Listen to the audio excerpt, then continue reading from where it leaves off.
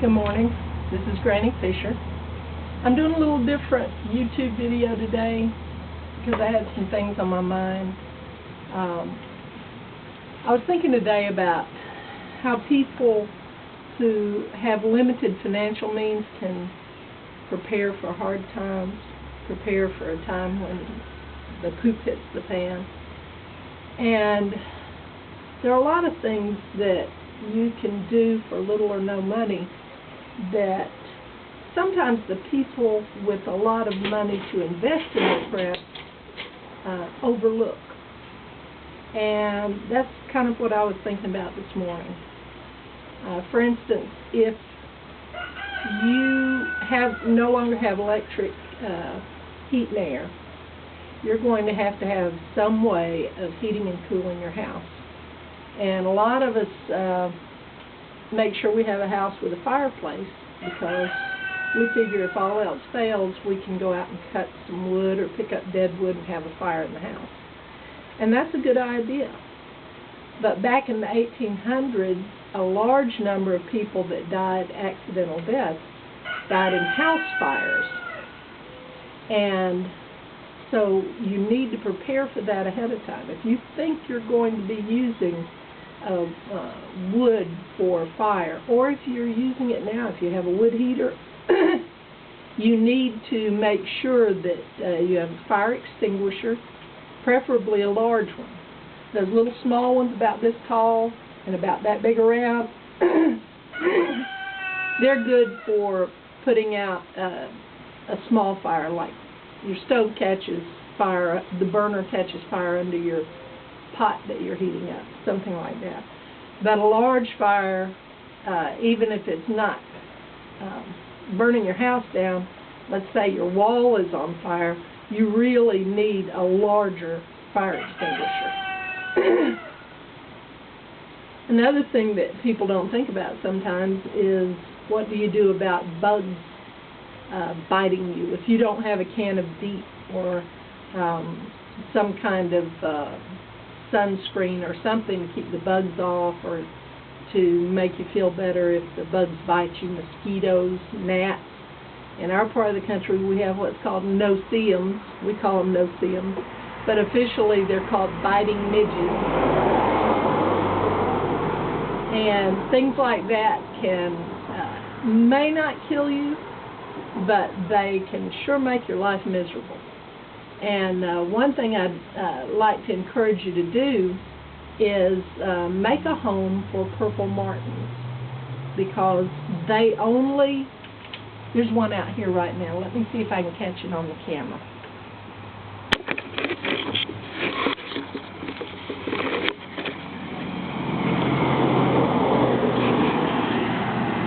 Excuse the traffic. We have a lot of traffic around here. You see that bird flying towards me and up in the sky? Right there. That's a purple martin. Those birds eat more than their weight in flying insects every day. I think I lost my balance here. You have to excuse my primitive technology. Purple martins spend their whole day flying and eating flying insects. And so they're the ones that keep us from having such a problem with mosquitoes, gnats, biting midges, no-see-ums. We don't have that much of a problem around here because there's a whole family of purple martins flying around our neighborhood every day, just like the one I just showed you. Purple martins originated in the Southwest, and the Indians down there would make holes in cactuses for the purple martins to have a place to live. And they gradually moved eastward because the pioneers did the same thing. And now virtually all the purple martins, at least in the eastern United States, only live in structures built by humans. So like they might make a nest up in the corner of your roof, but more likely they're in martin gourds. A lot of people out in the country have martin gourds. And you can grow these in your garden. They're a big round gourd with kind of a long neck, and you dry them out, and you take the seeds out, and you put a little hole in here for the birds to go in, and they need to be hung 15 feet off the ground or higher.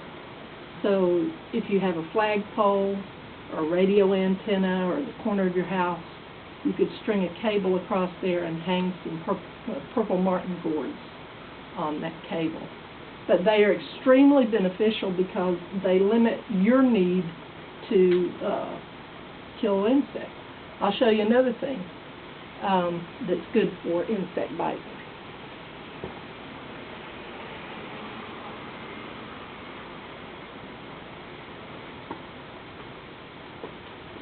This is called plantain.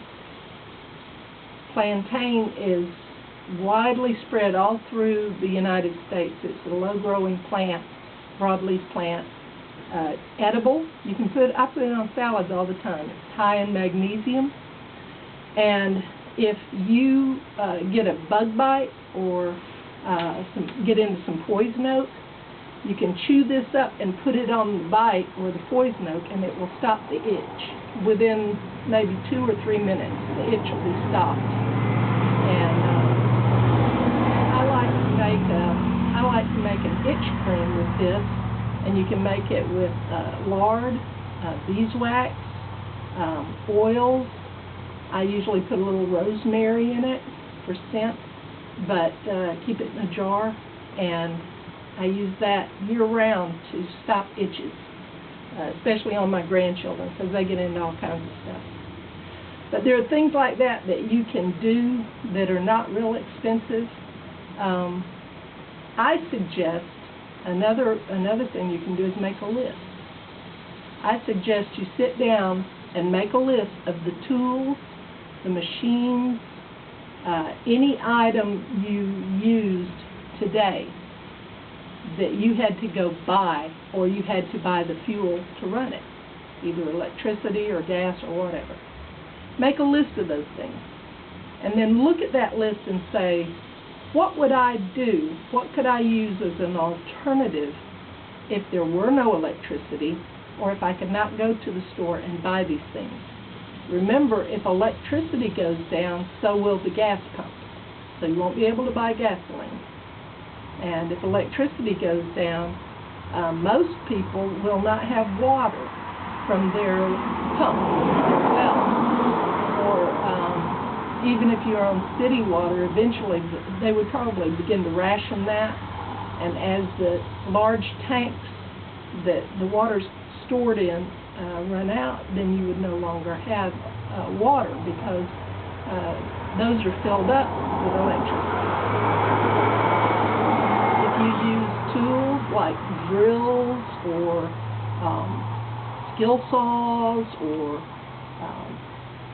a generator to run your equipment, anything with gasoline, think about this. What would you use in place of that if the poop hits the fan?